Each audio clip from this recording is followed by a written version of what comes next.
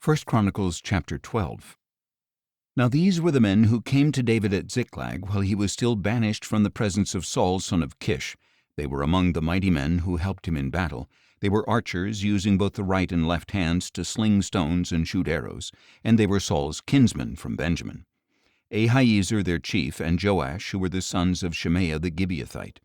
Jeziel and Pelet the sons of Asmaveth. Berekah, Jehu the Anathothite.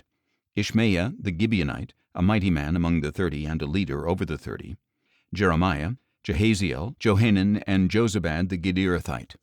Eluzai, Jeremoth, Bealiah, Shemariah, and Shephatiah the Haruphite. Elkanah, Ishiah, Azarel, Joezer, and Jeshobeam, who were Korahites. And Joelah and Zebadiah the sons of Jeroham from Geder. Some Gadites defected to David at his stronghold in the desert. They were mighty men of valor, trained for battle, experts with a shield and spear, whose faces were like the faces of lions, and who were as swift as gazelles on the mountains. Ezer the chief, Obadiah the second in command, Eliab the third, Mishmannah the fourth, Jeremiah the fifth, Attai the sixth, Eliel the seventh, Johanan the eighth, Elzabad the ninth, Jeremiah the 10th, and Machbanai the 11th. These Gadites were army commanders, the least of whom was a match for 100, and the greatest for 1,000. These are the ones who crossed the Jordan in the first month when it was overflowing all its banks, and they put to flight all those in the valleys, both to the east and to the west. Other Benjamites and some men from Judah also came to David in his stronghold. And David went out to meet them, saying, "If you have come to me in peace to help me, my heart will be united with you. But if you have come to betray me to my enemies when my hands are free of violence, may the God of our fathers see it and judge you."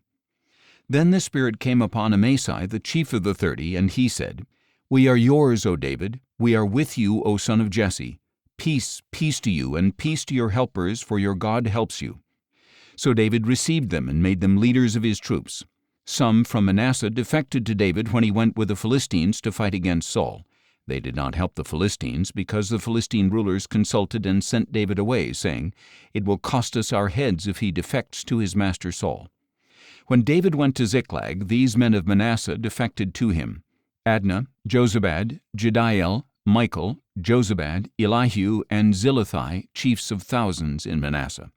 They helped David against the raiders, for they were all mighty men of valor and commanders in the army.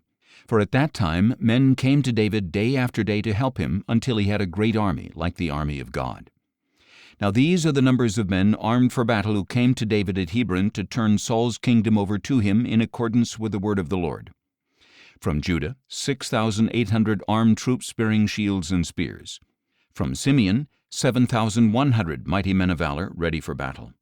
From Levi, 4,600, including Jehoiada, leader of the house of Aaron, with 3,700 men, and Zadok, a mighty young man of valor, with 22 commanders from his own family. From Benjamin, the kinsman of Saul, 3,000, most of whom had remained loyal to the house of Saul up to that time. From Ephraim, 20,800 mighty men of valor, famous among their own clans. From the half-tribe of Manasseh, 18,000 designated by name to come and make David king. From Issachar, men who understood the times and knew what Israel should do, 200 chiefs with all their kinsmen at their command. From Zebulun, 50,000 fit for service, trained for battle with all kinds of weapons of war, who with one purpose were devoted to David. From Naphtali, 1,000 commanders, accompanied by 37,000 men with shield and spear. From Dan, 28,600 prepared for battle. From Asher, 40,000 fit for service, prepared for battle. And from east of the Jordan, from Reuben, Gad, and the half-tribe of Manasseh there, 120,000 armed with every kind of weapon of war. All these men of war, arrayed for battle, came to Hebron, fully determined to make David king over all Israel, and all the rest of the Israelites were of one mind to make David king. They spent 3 days there, eating and drinking with David, for their relatives had provided for them.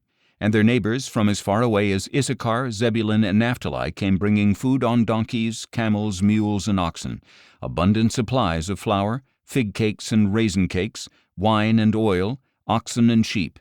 Indeed, there was joy in Israel.